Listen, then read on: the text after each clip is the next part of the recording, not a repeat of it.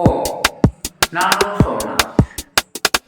ಇವತ್ತು ಅಕ್ಕಪಕ್ಕದವರ ಬಗ್ಗೆ ಒಂದು ಸಮಸ್ಯೆಯನ್ನು ಕುರಿತು ಚರ್ಚಿಸೋಣ. ಪಕ್ಕದ ಮನೆಯವರ ಪಾಯಖಾನೆಯ ಪೈಪ್ ಸೋರುತ್ತಿದೆ.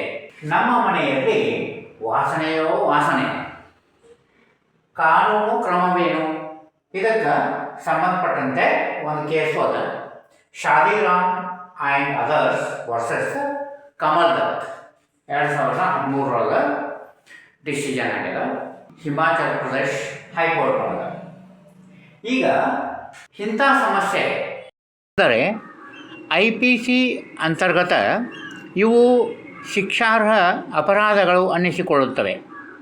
ಸೆಕ್ಷನ್ 268 ಆಫ್ IPC ಅಂತರ್ಗತ ಪಬ್ಲಿಕ್ ನ್ಯೂಸೆನ್ಸನ್ನು ವಿವರಿಸಲಾಗಿದೆ. ಅದರ ಅಂತರ್ಗತ ಅಪರಾಧಿಗಳು ಅಂತ ಕಂಡು ಬಂದರೆ ಶಿಕ್ಷೆ ಇದೆ. ಮತ್ತು ಇನ್ನೊಂದು ಸೆಕ್ಷನ್ ಇದೆ 319 ಆಫ್ IPC. ಇಲ್ಲಿ ಹರ್ಟ್ ಅನ್ನೋ ಪದವನ್ನು ವಿವರಿಸಲಾಗಿದೆ. ಮಾನಸಿಕ ಹಿಂಸೆಯು ಶಿಕ್ಷಾರ್ಹವೇ. ಇದೇ ತೆರನಾದ ಸಮಸ್ಯೆ ಇರಬೇಕು ಅಂತಿಲ್ಲ.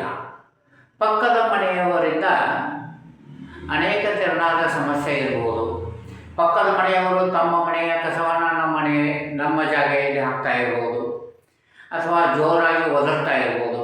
ನಾನಾ ತೆರನಾದ ಸಮಸ್ಯೆ, ಒಂದೇ ತೆರನಾದ ಸಮಸ್ಯೆ ಅಂತಂಥೇಳಿ ಹೇಳೋದು ಕಠಿಣ ಆಗ್ತದೆ. ಅವರು ನೀರು ಯಾವುದೇ ರೀತಿಯಿಂದ ಸೋರ್ತಾ ನಿಮ್ಮ ಮನೆಯ ಗೋಡೆ ಪಾಡೆಯನ್ನು ಹಾನಿ ಮಾಡ್ತಾ ಇರ್ಬೋದು. ಮನೆ ಒಂದಕ್ಕೊಂದು ಹಚ್ಚಿ ಹಳೇ ನಮ್ಮ ಮನೆಯೊಳಗೆ ಕಟ್ಟಲ್ಪಟ್ಟಿದ್ವು ಅಂತಂದ್ರೆ ಈ ತೆರನಾದ ಸಮಸ್ಯೆ ಇನ್ನೂ ಭಯಾನಕವಾಗಿರುತ್ತೆ. ಇಡೀ ಆಸ್ತಿ ಹಾನಿಯಾಗುತ್ತೆ. ಇಲ್ಲಿ ಇದು ಜ್ವಲಂತ ಸಮಸ್ಯೆ. ಈಗ ನಮ್ಮ ಕಕ್ಷಿದಾರರೊಬ್ಬರು ಅನುಭವಿಸ್ತಾ ಇರೋ ಸಮಸ್ಯೆ. ಅವರು ಯಾವ ಮನೆಯಲ್ಲಿ ವಾಸಿಸ್ತಾ ಇದ್ದಾರೋ ಆ ಮನೆ, ಆ ಪರಿಸರದಲ್ಲಿ ಮನೆಗಳು ಒಂದಕ್ಕೊಂದು ಹಚ್ಚಿಕೊಂಡಂತೆ ನಿರ್ಮಿಸಲ್ಪಟ್ಟಿವೆ. ಅಂದರೆ ಹಳೆಯ ತೆರನಾದ ಡೆವಲಪ್ಮೆಂಟು, ರೋ ಹೌಸಿಂಗ್ ಸ್ಕೀಮ್ ಅಂತ ಹೇಳ್ತೀವಲ್ಲ ಆ ಥರ. ಆಮೇಲೆ ಮಣ್ಣಿನಿಂದ ಕಟ್ಟಿದ್ದು ಹಳೆ ಕಾಲದ ಮನೆಗಳು. ಅಂಥ ಮನೆ ಒಳಗೆ ಪಕ್ಕದ ಮನೆಯವರು ಏನು ಮಾಡ್ಯಾರ, 2 ಅಂತಸ್ತಿನ ಮನೆ, ತಳಗೊಂದು ಪಾಯ್ಖಾನೆ ಕಟ್ಟ್ಯಾರ, ಮ್ಯಾಗೊಂದು ಪಾಯ್ಖಾನೆ ಕಟ್ಟ್ಯಾರ. ಮ್ಯಾಗಿನ ಪಾಯ್ಖಾನೆಯಿಂದ ಪೈಪ್ಲೈನ್ ಏನು ಹೊರಗೆ ತೊಗೊಂಡಾರ, ಆ ಪೈಪ್ಲೈನ್ ಸೋರಾಕತ್ತೈತಿ.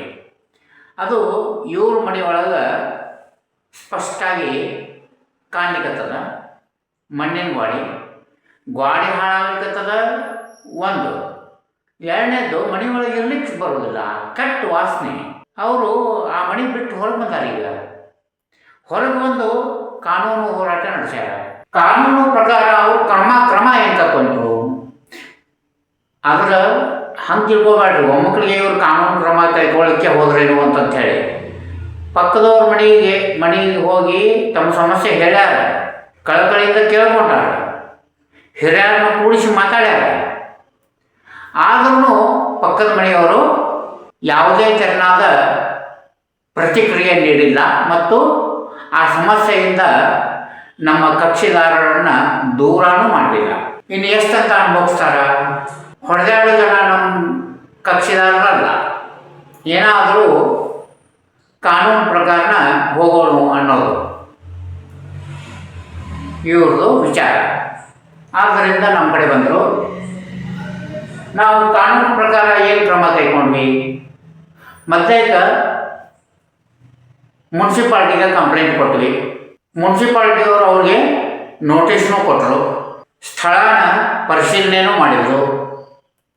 ಸ್ಥಳ ಪರಿಶೀಲನೆ ಮಾಡಿ ಅವ್ರಿಗೆ ನೋಟಿಸ್ ಕೊಟ್ಟರು, ನಿಮ್ಮದು ಪಾಯ್ಖಾನೆ ಪೈಪ್ ಸೋರ್ಲಿಕ್ಕತ್ತಾವು, ಅದರಿಂದ ತೊಂದರೆ ಆಗಲಿಕ್ಕತ್ತದ ಪಕ್ಕದ ಮನೆಯವ್ರಿಗೆ. ಅದಕ್ಕೆ ದಯವಿಟ್ಟು ಅವ್ರನ್ನ ಆ ಸೋರುವಿಕೆಯನ್ನು ಕೂಡಲೇ ಬಂದು ಮಾಡುವುದು ಮತ್ತು ನಿಮ್ಮಲ್ಲಿ ಇರುವ ದಾಖಲೆ ಪತ್ರಗಳನ್ನು ತಂದು ತೋರ್ಪಡಿಸುವುದು ಅಂತಂಥೇಳಿ ಒಂದು ನೋಟಿಸ್ ಕೊಟ್ಟರು.